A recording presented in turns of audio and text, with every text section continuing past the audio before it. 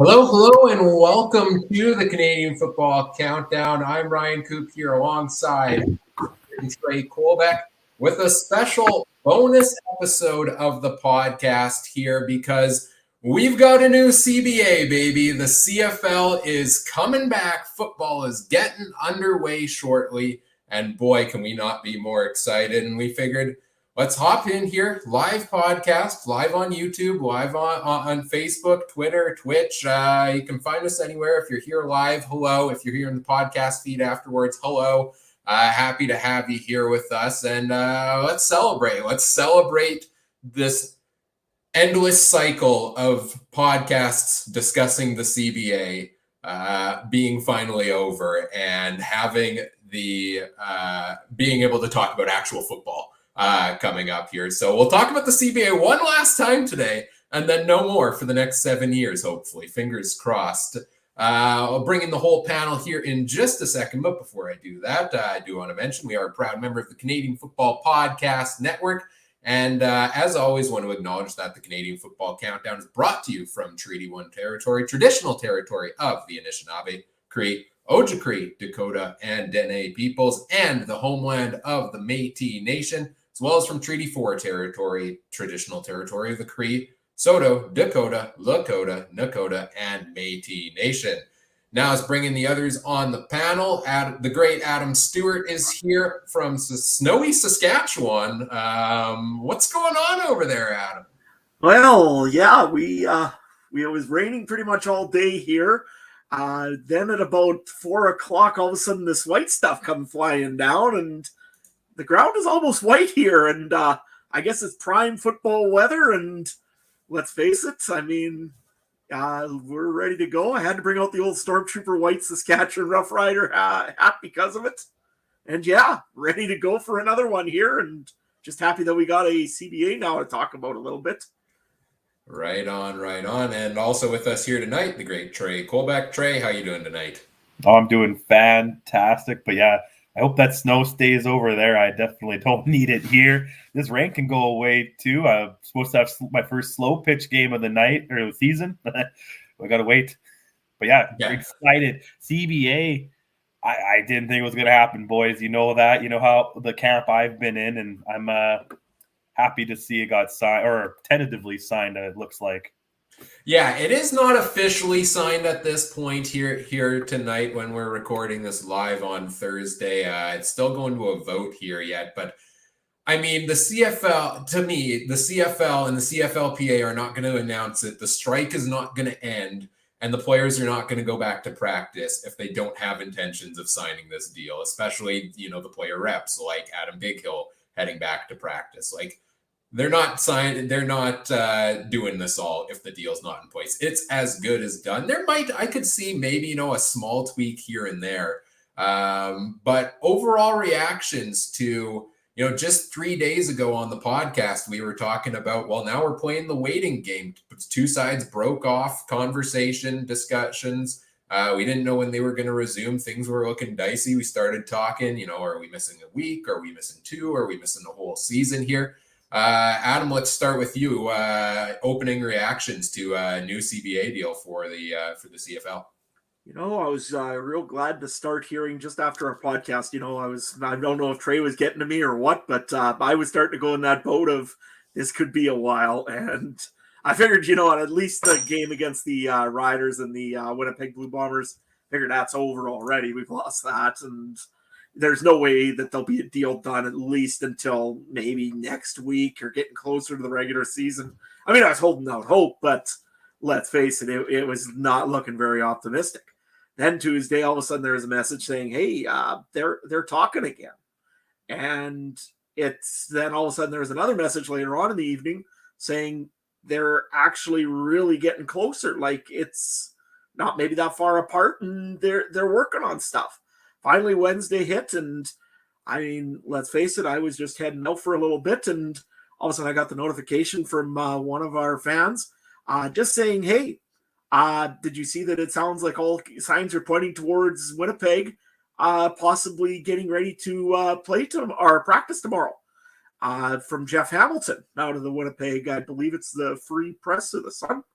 Anyways, So I seen that, and I was like, well, that's a good sign if Winnipeg's going in there, because, I mean, let's face it, Adam Bighill has been big on the side of this isn't done, this isn't over. If all of a sudden Winnipeg's saying they're going to practice, something's happening. So I tweeted out, I think within an hour or a couple hours, we'll probably end up getting a deal. And 5 minutes before the Battle of Alberta, we had a deal done. So it was real good timing, real great feeling. Trey, how about you? Yeah, I'm excited to see it. And the one thing that happened that I'm pretty sure we all said wouldn't happen was the league had to give more. And then they did. So that was why I was in that camp of it was going to be a long time, because I didn't think the league was going to give more. I thought the players were going to stand strong. Nope, the league actually had more to give. So it's good to see that. I was really excited to see the boys on the field today. So hopefully whatever still needs to be worked out gets worked out, because I think that would even be a bigger stain if somehow they went back to the drawing board. But like Ryan said, I'm pretty sure it's just dotting I's and crossing T's at this point. Yeah, this came together real quick. It was a flurry of activity, a lot of excitement last night. Literally everything that could possibly happen seemed to happen in one night. Of course, this gets dropped in the middle of the most absurd hockey game I've, witnessed in a while, where Calgary beats Edmonton by a field goal, fittingly, with a 9-6 victory. At the same time, you've got the CBA deal coming out. Like, of course, they happen at the same time, and everybody else is excited we're getting back to the field. And I guess Calgary and Edmonton are like, we've got a hockey game going on. We haven't stepped off the field because they've been practicing for 3 days already. So the deal gets done. 7 years in length seems to be the length of the new CBA here. I know a couple weeks ago on the podcast, we took some prop bets, I think, in discussion on how long of a deal. Are you all surprised that we got to a 7-year deal? Because to me, I think it's a longer than I initially thought it was going to be. I think I said 4 or 5 years, then see how the TV deal, what happens with the new TV deal. Now, the reports are out there that this is 7 years long, but the players have an option after 5 when the TSN deal ends to go and do the new deal at that point early, right? So, Trey, what do you think of this?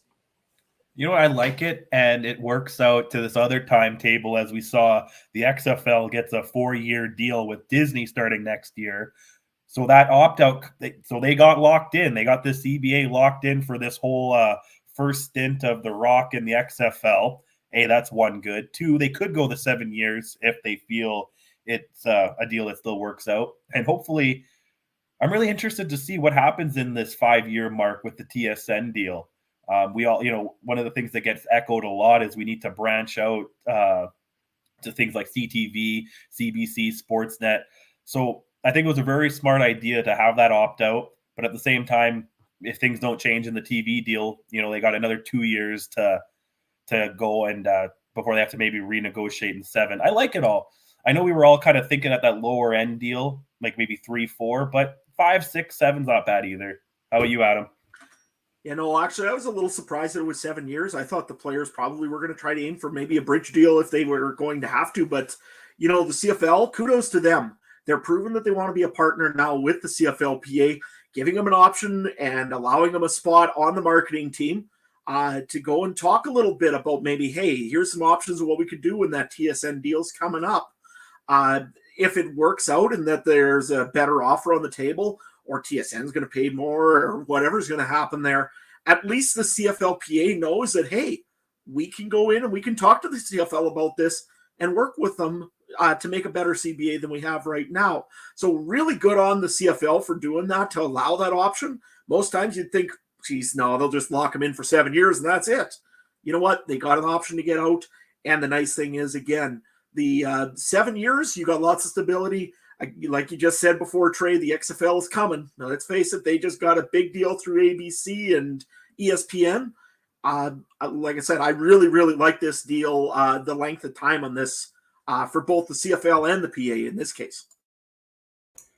Yeah, I think it's, overall, I think it's a good deal. We don't have an official confirmation from the league of, okay, here's the new deal so far, but we do have, a series of tweets. Dave Naylor, Farhan Lalji, two of the major players, and breaking down that news for us. And it's a lot of the topics that we've talked about over the past two episodes here already are what we kind of see in the details here, but there is a little bit of tinkering here and there with that. But yeah, the 7-year deal gets done.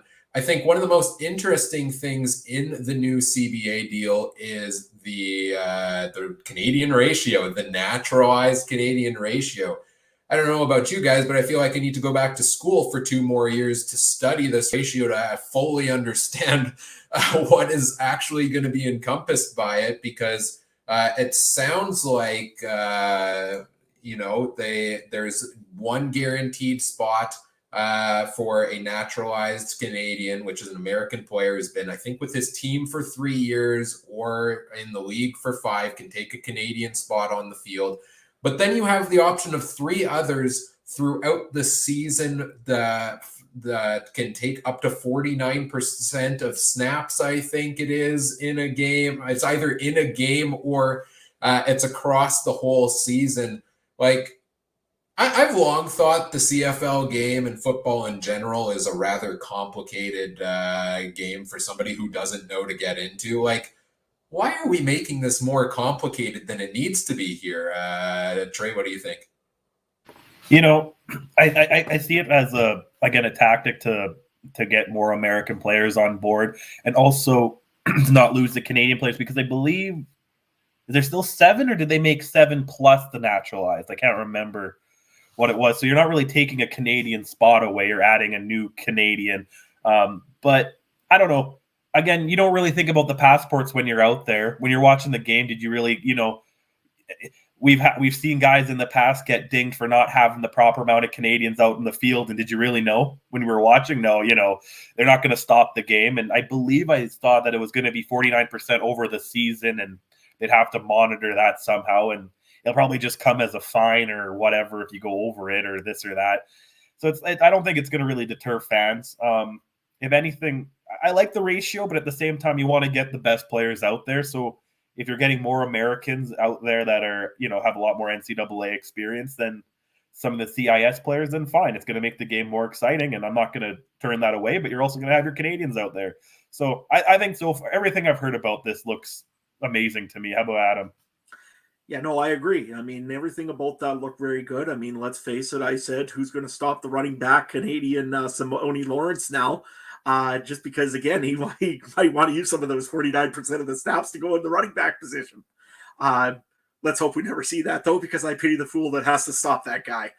But you know what? It just it adds another wrinkle into the interest that there should be when it's CFL free agency time. Let's face it. Now you're going to be looking at those veteran American and Canadians. Americans, those veteran ones that are actually probably going to be like in that 5-year ratio already, that have been in the CFL for quite a while, and you're probably going to give them maybe even a premium now. So the veteran American gets maybe a little bit a better payday that he wouldn't have gotten before. That doesn't mean that the Canadian is still not going to be important. Let's face it, you still got to fill that roster with something, and for 3 years, those Americans don't count. So the Canadian right out of the university or out of U Sports is going to get an advantage over the guy that just is coming out of the NCAA or even out of the NFL. Another little neat thing that they just changed, if you've been in the NFL for 3 years and you come up to Canada now, you're not considered a rookie. You don't have to sign a rookie deal. You actually can sign a veteran deal and negotiate. So that part's pretty cool as well. Hopefully it attracts some more guys into the CFL that are maybe on the bubble of thinking about, well, geez, I'm going to go for a CFL rookie contract. No, I'm not going to do that. Well, all of a sudden now they get a chance to do an NFL or a CFL veterans contract, which is a little bit better than the CFL rookies contract. So I really do like that part about the ratio right now, how it is. It's going to take some definite reading of the books, though, to make sure that we got that all right in the long run. Yeah, I saw some fun tweets on that the past day or so of, teams are going to now need to hire a ratio manager whose sole job is to manage that. And also, one of the things that I think needs to be discussed is, how is the league going to enforce this? Like, are they going to have some sort of referee? If, let's say, it's 49% of snaps in a game, like, do they have a designated referee that's counting the number of snaps for each guy on the field, like, throughout the game, and deciding, okay, nope, sorry, you're at 49%, and then flagging you on the next play? Are you getting a fine afterwards? Like, they say, look, I like it as well. I'm happy we're still at, 7. I think it's 7 Canadians plus the one naturalized American, and then you've got those three factoring in there at the 49% as well. I do like that, but I think it's going to be very complicated, and I would not be surprised if we don't see it fully enforced, if I'm being honest. If it's not tracked in a way that's actually going to be enforced there. But we'll see how that plays out, and see how, if we get more clarification on how they're going to manage this and how teams are going to manage it too. Because let's say it's 49% of snaps in a year. Well, some of the discussion I've seen is, can you load up your American roster for the playoff run? Get those Canadians early on in the season, and then naturalized Americans down the stretch. So could be interesting to see how guys such as Chris Jones, everybody's favorite coach to watch, manage their rosters with this here. But that is one of the main new things in the new CBA. What else do we have here? What else to you guys stands out the most from the new deal, Adam? One thing that I really like to see was the revenue sharing portion of it. It did get changed a little bit now that the players are going to get a portion also of the Grey Cup revenue, which is huge. I mean, let's face it, that's the biggest party in all of Canada every year. The players are the ones that everybody's highlighted and watching in those games, and they should be rewarded for their efforts into that. So the revenue sharing, plus also it's being audited a little bit. You know how always we say that the CFL is very poor for transparency? Now they got to show it, and that's a good thing that a third party is actually going to be able to audit this and make sure that everything is being done up to snuff and up to the book. Because let's face it, if there's one pet peeve I always have on social media is hearing, oh, well, the CFL is a bush league.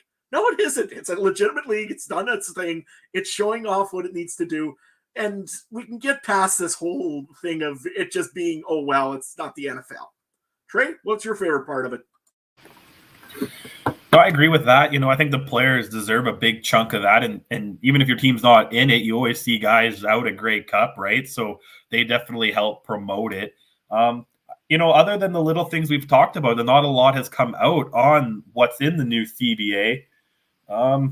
So I have to say, I just agree with that. I do like the naturalized Canadian. I think that's a really good idea. And like you were saying earlier, it gives a benefit to guys. So let's say American's got 3 years in a team, then he's got to think, well, if I go to a new team, I got to play 2 more years before I can get that naturalized position, or I could just re-sign with the team here and get the position, right? So it's kind of like the RFA, UFA kind of idea in the NHL. Gives players a benefit to stay with the team that they have been in, but also gives them a benefit to stay in the league. And I like Ryan's point too about the 49%, because I was even thinking, what if a guy plays the whole one game and then he's injured week 2? You know what I mean? And they could definitely look at things around that. And we know how smart some of our general managers and coaches are in this league. And I don't know, whatever, like I said, whatever gets the best players out there, I don't really care. That's what I want. I'm just ready for our preseason game, Adam, that's been rescheduled.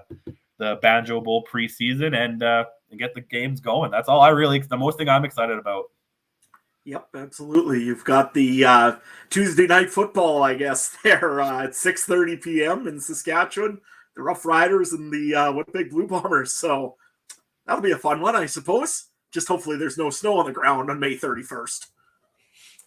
It's going to happen, isn't it? You jinxed it. Way to go. But hey, we didn't jinx the CBA. A couple days ago, things were looking rough when we were here, and we talked about how well or not well things could go. They went well. We're back here, and we took bets on how many games we were going to see missed, and we're not missing any. Like, that game is getting rescheduled. The one that was supposed to take place long weekend Monday gets rescheduled for 8 days later. I don't really think that's the end of the world either, because the way the preseason schedule worked out was that game was, week one was, I think, the only game of week one, essentially, of a 3-week preseason. So, move things around a little bit. It was a week before any other games. I don't think you're missing a beat with this preseason schedule at all.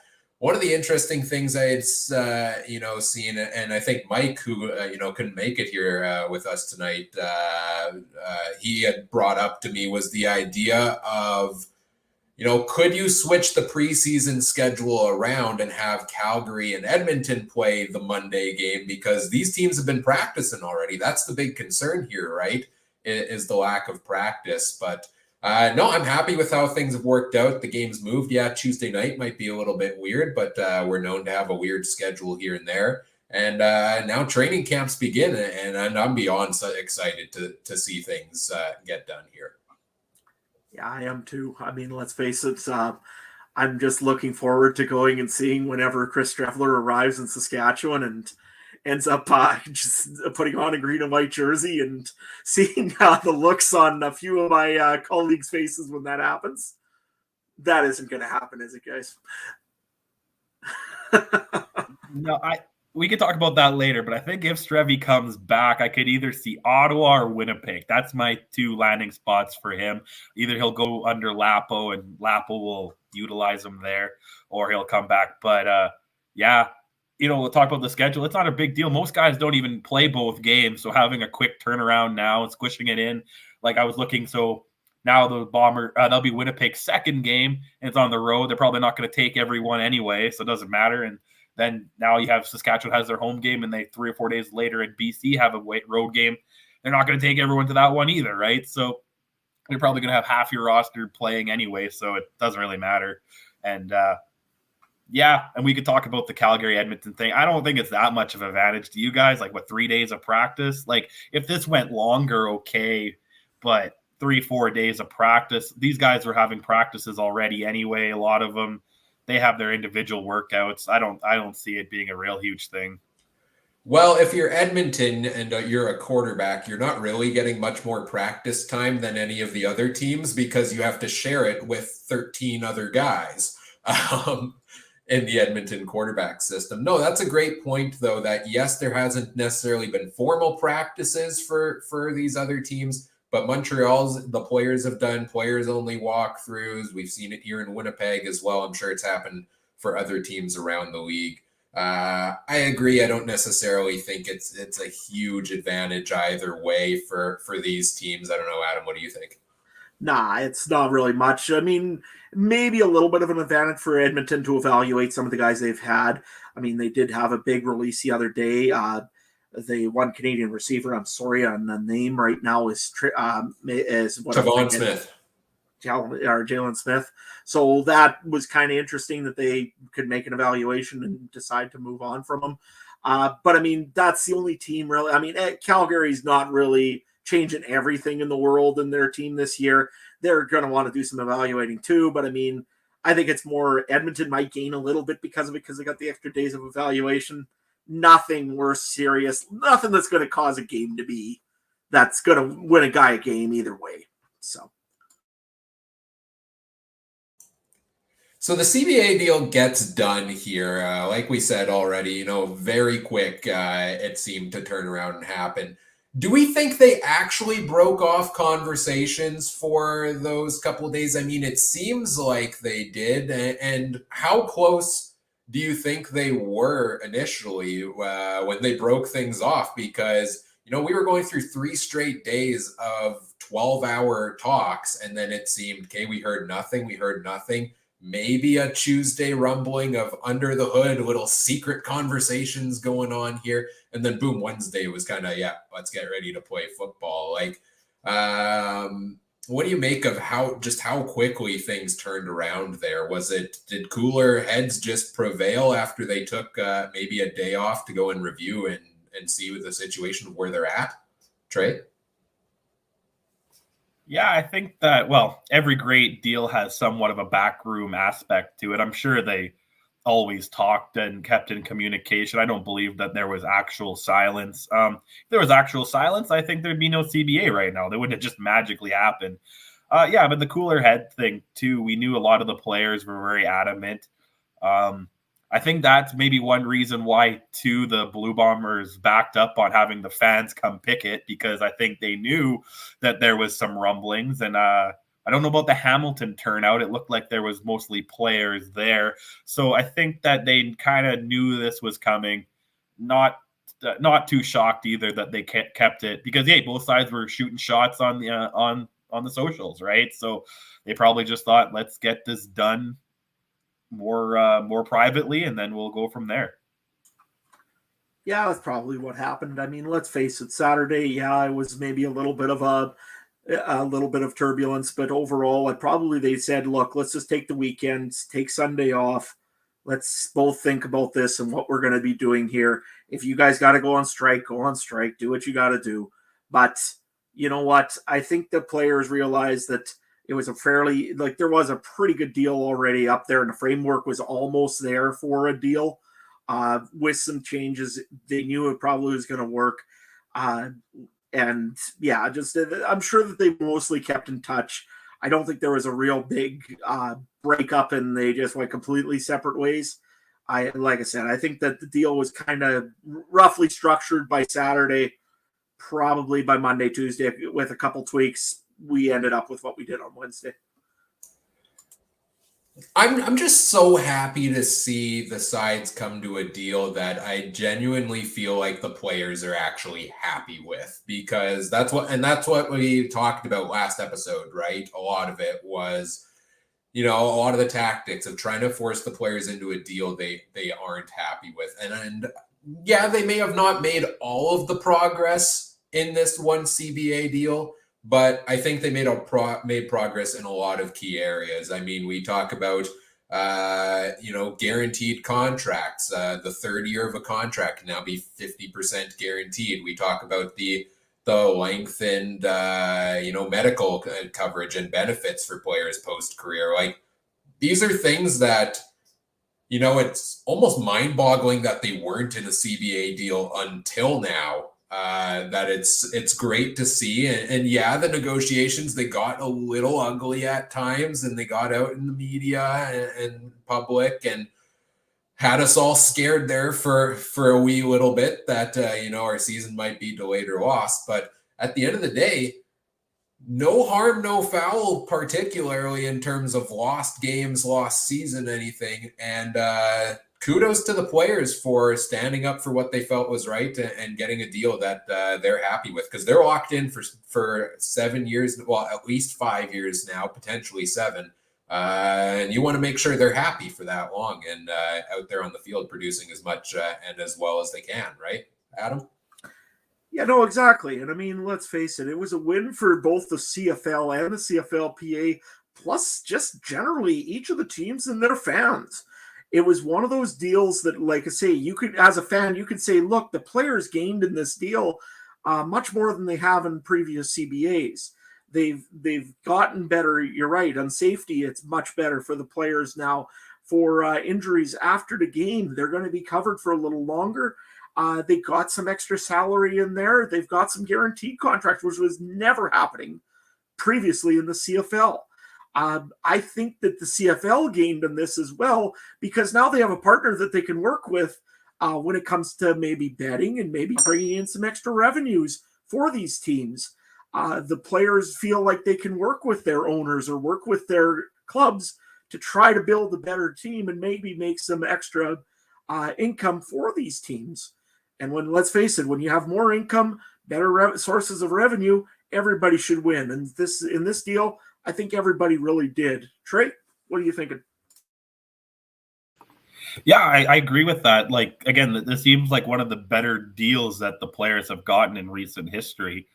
And yeah, I don't feel like the league had to give up an arm and a leg to give the players what they wanted, right? So it seems very manageable. And I guess time will tell. I hope that we're not having the same problem in 5 years, though, because I hope the league can kind of start trending in a more positive manner. But maybe that's something we can talk about in episode 1,505 years from now, right? So, but yeah, right now it's all positivity, and it's really weird to feel this happy as a CFL fan, because usually there's more doom and gloom or a little bit more hesitation to be this excited, but we know for 5 years we got CFL football unless there's another pandemic.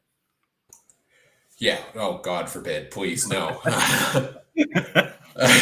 Don't speak that into existence, Trey. Yeah, no, I agree. And I wish I could remember who I saw this take from on Twitter, but I agree with it wholeheartedly. Like this CBA deal that they have in place, like a 7-year deal here with the players, there's revenue sharing for the players. They've made a progress in a lot of areas here. Like this speaks to the volume of the CFL is not a dying league. Like the CFL is here, right? And it's here to stay, and they have plans for growth, and they have plans to include the players as part of that growth finally, which is wonderful to see. So that's a take I had seen that, I kind of think I agree with, where, yeah, it seems like now the CFL's got the deal done. They've got it in place. Now it's thrive on and off the field. Let's work together and thrive. And I think it's a win-win for both sides here.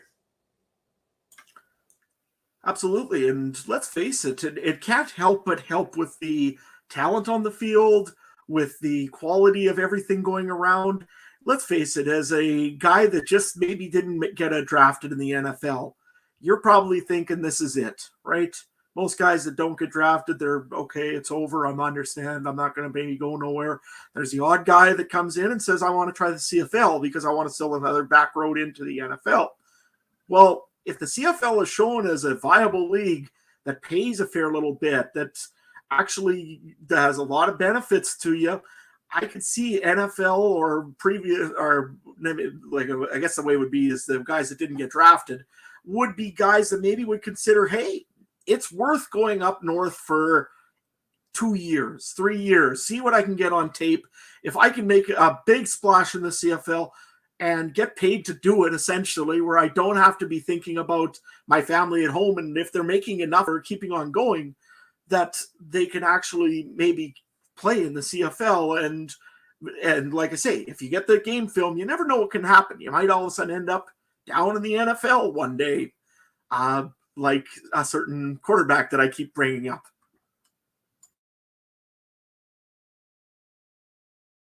Yeah, for sure. No, you hit the nail on the head here. And I loved this tweet from Dave Naylor yesterday that, significant gains for the players isn't a loss for the league. Like it's one of those things where if you get a proper negotiation from both sides, it benefits both sides. And he said being known as a league that treats its players fairly and, welcomes and works with its players is beneficial for business. It's beneficial for player recruitment.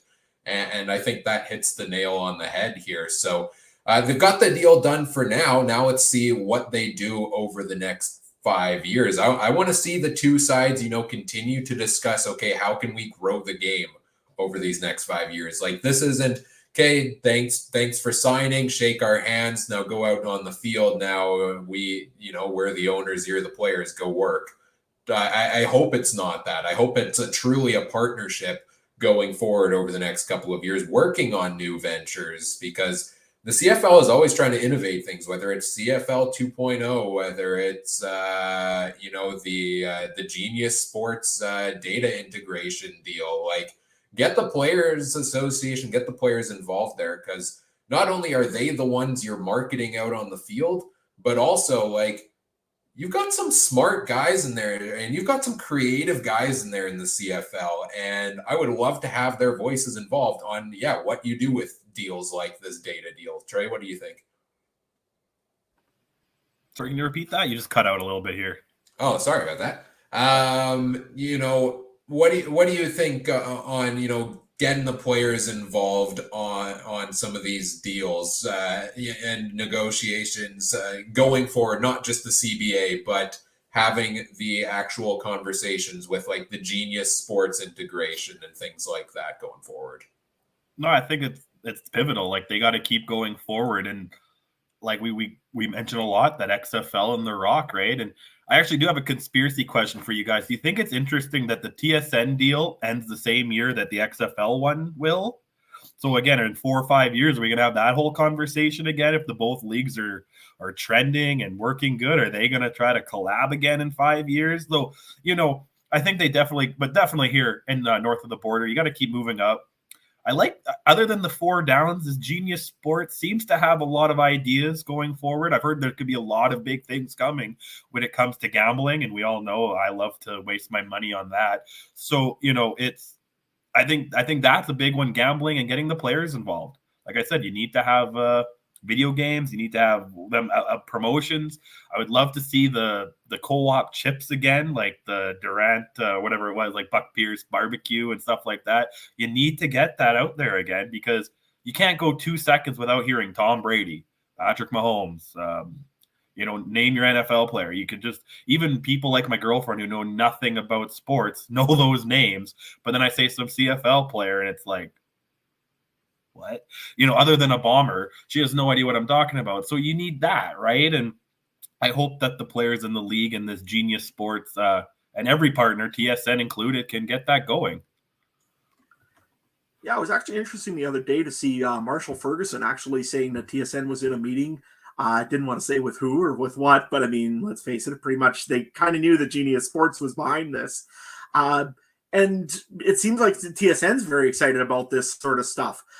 You looked at what BC and Edmonton are doing right now. I am so relieved that Edmonton Elks game is going to go on here with the support for going out to the Ukraine situation out there. That's going to be great. The One Republic stuff from BC, that is going to be awesome. I mean, that's a top brand, a top name. That could be a Grey Cup headliner and is going to do the regular season opener. That's huge for the CFL.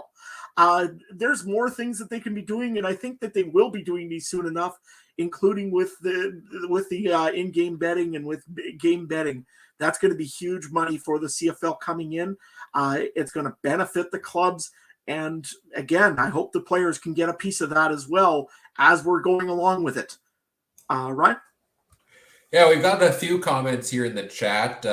Chris Agger says, cheers, boys. We can all exhale now that the deal is done. I have faith within reason the league will improve their relation with the PA. Yeah, I think that's a lot of what we were just talking about there as well, that, getting a solid deal done is certainly underway with that. And then the YouTube chat, McGarvey02 says, CFL needs to take advantage of the content era. BC and Edmonton have done a great job with the offseason behind-the-scenes content. Got to get it league-wide. Yeah, that's something we've seen a lot of, and I want to throw Ottawa in the conversation there as well, because they've been producing, a series of insider videos, pretty much every team. I know Toronto, right after free agency, I think it was, there was a great article by Mike Hogan, I want to say it was, who they let inside the basically the war room throughout free agency to document everything going on. And I recommend going back and reading it. It was a great read. Like, we're getting more in-depth insider content here around the CFL, which I love to see. We've got the Elks, who I think the Elks have started some sort of Elks influencer program on social media. I know they had a big meeting there with Victor Cooey and the social media manager. Her name escapes me off the top of my head. I do apologize. Over in Edmonton. And I'm excited to see what that all entails as well. It's certainly not going to hurt to help grow the brand for these teams around the league. What do you guys think, starting with you? Let's go to you, Adam, on the content era of the CFL. I've seen that the CFL also hired a new gentleman for social content.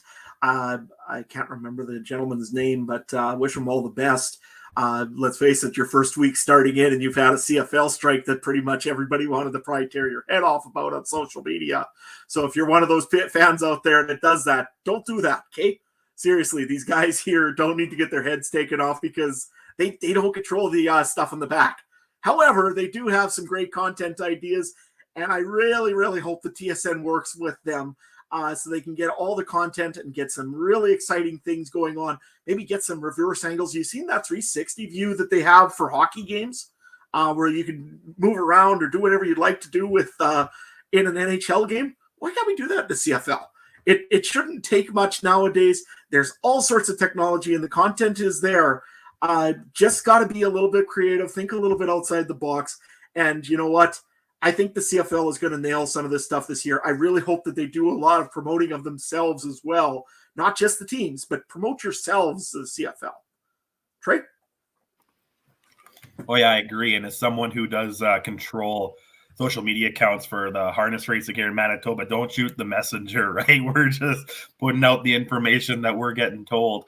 But yeah, like I said, you got to keep growing the brand. And I get hesitant with the influencer thing because I guess it depends on the rules. You can't want everybody being an elk influencer. So as long as the vetting process is okay, because you don't want anybody who has access to a phone to be influencer, a brand influencer. But it's what you need, right? We live in that world where we live. I spend 90% of my day on TikTok or Twitter or whatever. It's what we do. And unfortunately, I don't see much CFL. I know there's a CFL TikTok account. I know they're on Twitter. I know they're on Facebook, but I don't see much of it. They're not playing football right now, but I see way more NFL than you see CFL. So they got to get going because they got a month until kickoff, less than a month till kickoff now. So you should be pumping out hundreds of videos a day. You got 9 teams going to camp. You got 9 teams that you can get content for. Make it work. I think that this league has so much they can promote. They got the hometown stories. You got like you said, the Americans who don't get drafted come up here, the comeback stories. You got so many stories that you can tell on a weekly basis. So definitely should keep it going. Sorry, I just saw the comment and I got distracted there. The other one also, again, like McGarvey02 just said, the individual teams are really doing a lot better of a job than they used to. The Arrows Up series, I've taken a look at a couple of those already, and man, are they interesting. That little talk with Nozer, man, he made me feel like, that's exactly how we all the guys in Saskatchewan answer the phone. You know what? It just makes you feel like you're part of something. And kudos, to the BC Lions content creator for doing some of that stuff. Really would love to see that in Montreal and would love to see that in Toronto as well. And I think we will. I think that there's some good content creators out there now in each team, and it should be good to see. I found the names that escaped me earlier because I want to give them credit. Ali, A.A. Liana Marie on Twitter is the one championing the Elks influencer program, and the CFL's new coordinator of content is Connor O'Neill from CF Perspective. So shout out to both of them for a job well done with the online presence of the league. We're in the content era. We're in the football's back on the field era. We got a good question in here from our good friend Mike, who did text me this before. Or send this to us, said something to ponder. How do you think the new owners influence this agreement as far as what to give? BC, Montreal, new president in Edmonton, seems to be some newer forward thinking owners here. How much do you think that weighed into things with the decisions there? Here, do you think, fresh faces across the board, maybe, maybe it's not the same old CBA we've seen before, Trey? Yeah, I think it hugely affected it. We've kind of grown used to this, that there's about 5 or 6 teams that kind of clump together and then 2 or 3 that kind of go the other way. But getting some new faces in there, starting to spread it out. We know that when it came to the XFL stuff, there was a lot from a team down in the 6th there that seemed to lean one way, and now the other teams lean the other way. So there's a lot of division even in the board of governors, I think. And I think having new ownership and new ideas is definitely a good idea. How about you, Adam? I 100% agree. Let's face it, to having a guy like David Braley, as much as he helped out the CFL and did a great job at helping the CFL, I think it was a good thing that maybe he wasn't in the room this time. Having new guys like the new owner of the BC Lions in there, having a new president of the Edmonton Elks, Victor Cui. I don't know if he was really directly involved in these negotiations, but definitely he's got to be influencing some of this. Even the Montreal owner, having new blood anywhere, it just brings new ideas, brings new innovation. And let's face it, it certainly would have helped this CBA come along the way it was. I can't see any way that it wouldn't have. And like I said, you still have those traditional groups, though, like Saskatchewan, like Winnipeg, that still know how to maybe run how things ran and how they should maybe run a little bit. I'm sure that they also had some influence in this as well. They had things that they wanted to make sure they got changed up. I'm sure probably the padded practice thing probably was an idea, probably from one of those guys that was more of a traditional thing. And like I said, in the end, you got to have everybody's input into this. And I think it was pretty much everybody's influence. The new guys probably helped it out, maybe be a little more innovative than it ever used to be. So the deal's done. Football's coming back. Training camps started across the board today. Very exciting to see. So, it's time to celebrate, right? Like CFL is back. If I had if we had the musical rights to celebrate good times, come on, that song, right? Like I would play it on the podcast right now. We don't, so I recommend everybody go after this and listen to it and have a little dance party to celebrate. Training camps have started now, so let's shift the focus there a little bit. We don't really have a whole lot because it was one day of training camp, but over the coming days, which teams are you guys most intrigued to watch throughout training camp here? Let's start with you, Adam. I think the one team I'm really interested to see is the Toronto Argonauts for a couple of reasons. One, I'm still not really sold myself on the quarterback situation there. I know they got McLeod Bethel Thompson. They say that he's their guy. I just don't know about that, and I'm still wondering how that's going to work. Plus, also how they can fit Andrew Harris into that lineup. I mean, let's face it, they have had problems blocking for the quarterback. Andrew Harris should be a big part of that. However, he's also got to figure out a whole new offensive line and how to break some holes. So I think he'll learn pretty quickly, and I think he'll be a big part of that Argonaut team, but I'm very interested to see how that's going to work. And also, of course, I'm wearing the green hat a little bit here in Saskatchewan. I am really, really looking forward to seeing new national defensive lineman Charleston Hughes and seeing what he actually brings to camp this year. That'll be very interesting to see that one. And he's got some challenge behind him. I mean, it's not that he's guaranteed anything like anybody in the CFL. Nobody's guaranteed anything. So that's going to be very interesting. Also, it's going to be very interesting to watch and see the backup quarterback battle in Saskatchewan. When the depth chart came out today, Mason Fine was actually marked as your backup quarterback. So that's kind of interesting as well. So those are the two I'm interested in right now. Trey, which ones are you looking at?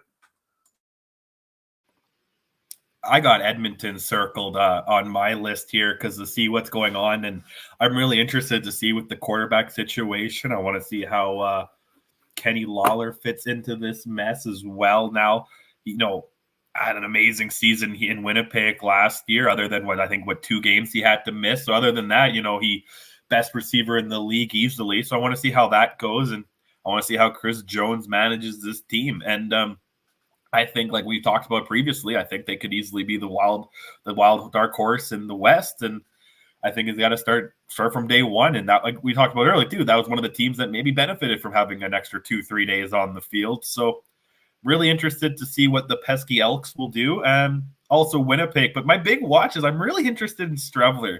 Every time he gets cut, I'm sure his mentions from north of the border on Twitter go off. Like, he's got to turn them off, I'm sure, at this point. But I'm really interested. He's got to come back at one point. There's only so many teams down south, and now he's went from Arizona to Baltimore to Miami.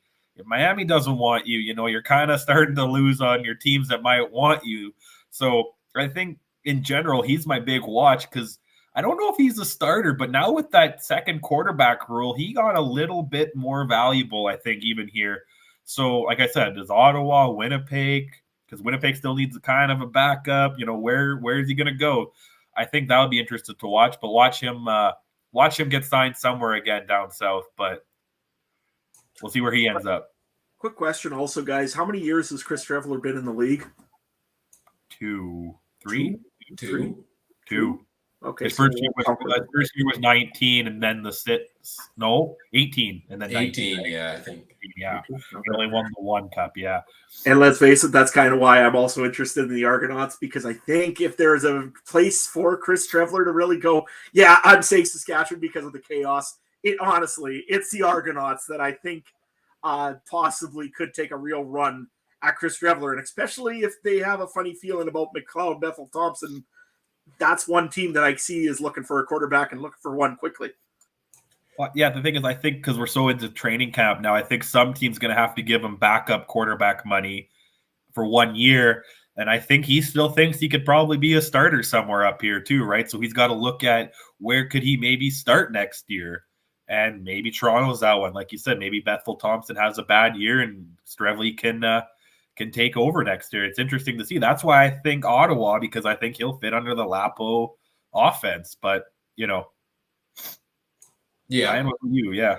Yeah, I see it much the same way as you, Trey. I see Ottawa being a good fit with Lapo, somebody he's familiar with. Lapo likes to bring in his former quarterbacks. That's why, they had Nick Arbuckle in Ottawa and then decided they wanted Matt Nichols instead. Not that worked out too well for them there, but I'm very intrigued to see if Strevler will come north of the border, because I think he could have even more of a role now than he did back when he was with the Bombers before, due to the new rule here.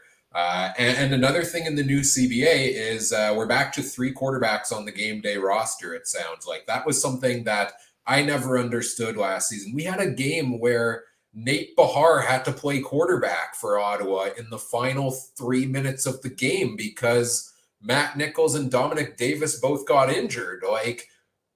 And I guess it was, to allow one extra spot for a different position on the field. You don't always use the third string that often, but I don't know if I want my backup quarterback out there necessarily on the third down, 1 yard runs, getting tackled in that pile, when if my starter gets injured, my backup's got to go in to play, and I expect him to play well, right? Like, you look at some of these teams, to me, it's Montreal is an example where you've got Vernon Adams Jr., great starter. You've got Trevor Harris, who's kind of in more of a backup role right now. Solid quarterback, could come in, fill in as a starter if you need.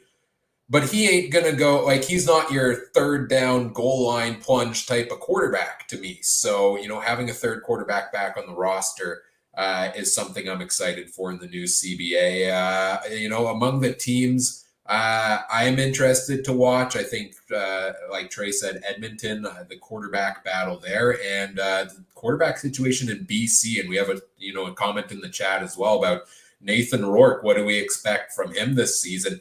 I honestly don't know what to expect. I think it could go very well. I'm high on what I've seen from Nathan Rourke in the few games I saw last year, but we've seen quarterbacks have potential after a couple of starts. James Franklin is an example, didn't really take off. Nick Arbuckle, he's bounced around from a couple of teams. So I don't think we'll know until we get underway with the season truly what we see from Nathan Rourke.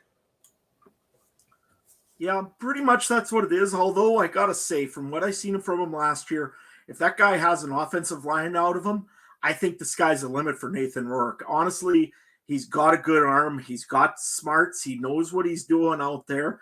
Like I said, if he can just calm down a little bit because he's got a little bit of a help in offensive line. And having Noah Zur out there, maybe he'll help fill some of those holes. I think that Nathan Rourke could really have a great year this year.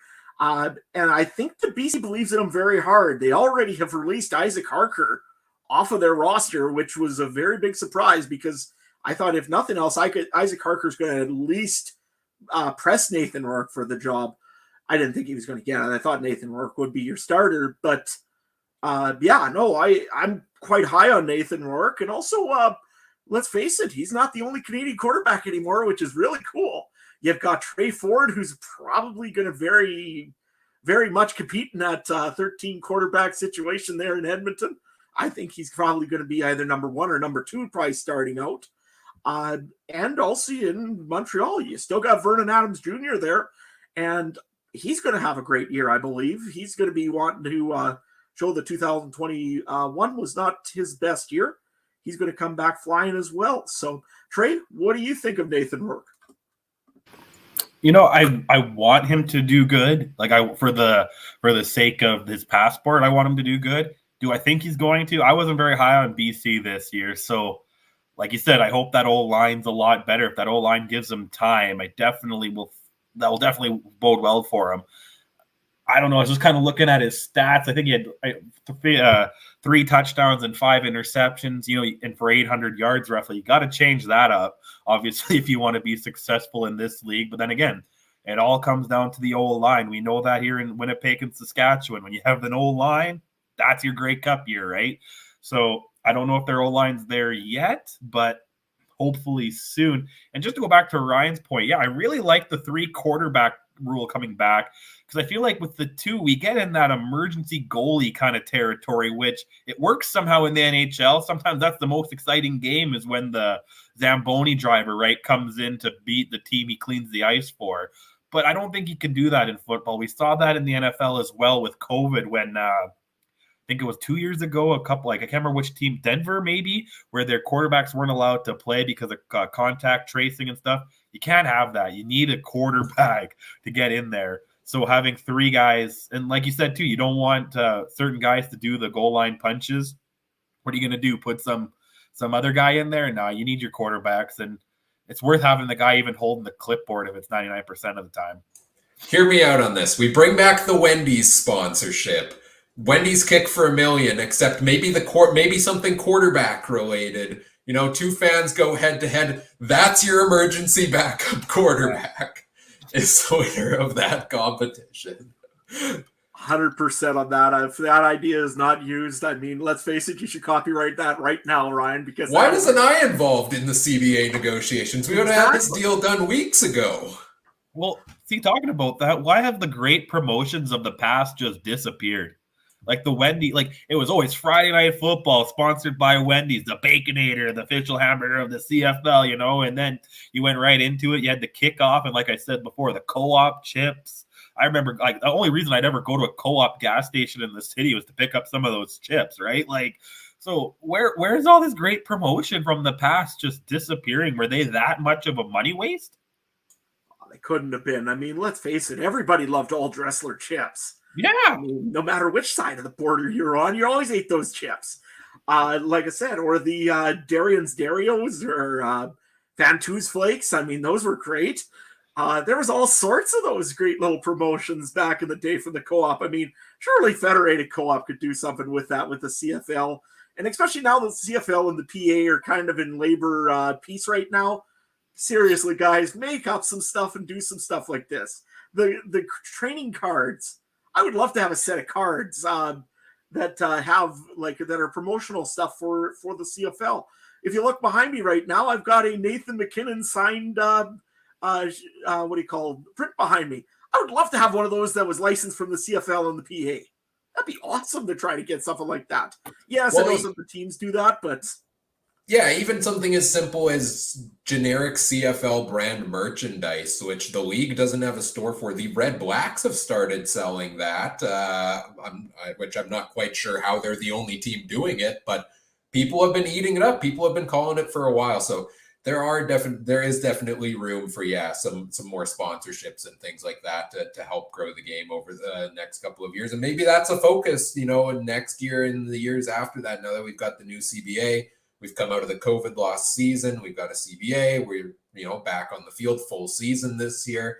I'm just so excited to have football back, man. I'm very excited to have training camps out there, to see the players out on the field, see, the roster lineup battles. I'm sure, over the course of this weekend and the next week or so, where teams have to start cutting their teams down. We'll see some surprise cuts there. Tavon Smith was an early one for Edmonton. There's going to be more coming. There always are. So I'm just excited to have football back, man. That's my best way to sum this up here tonight. Anything else you guys want to touch on before we get into wrapping things up here? I just got to add, I know the Fantus Flakes too well. My high school principal, big Rough Rider fan. Anytime I got called down to the office, he made sure to put them right on his desk because that's usually when the Rough Riders were doing better than the Bombers. So I know those Fantus Flakes too well. No, they was just there are so many of those great promotional things like that, and like I said, the Fantus Flakes, even the CFL on TSN going and saying in Saskatchewan, the Canadian Air Force half the time. That was such great promotional stuff that was made out of that. And I mean, back in the day, Saskatchewan used to be just ridiculous for anything that they would put a Saskatchewan Rough Rider logo on. But you know what? Just like you said, Ryan, I'm super excited for football. I'm super excited to get into the prop bets that we're probably going to end up making here. Just the general trash talking that's going to happen between games, between our teams or between other teams that we think are maybe going to do a little better or not so good.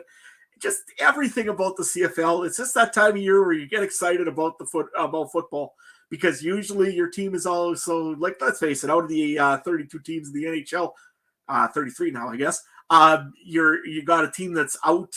Usually your team's out by now, especially if you're a Toronto fan. And like I said, it's just namely, it's that time of year where you want to get excited about something else. And CFL is right there waiting for you to hold you nice and close. Let's get into it. I'm super excited to be doing this here, starting this year. Yeah, we're finally done with CBA talk. Let's bury it in the past. We've talked about it for a number of weeks here in a row.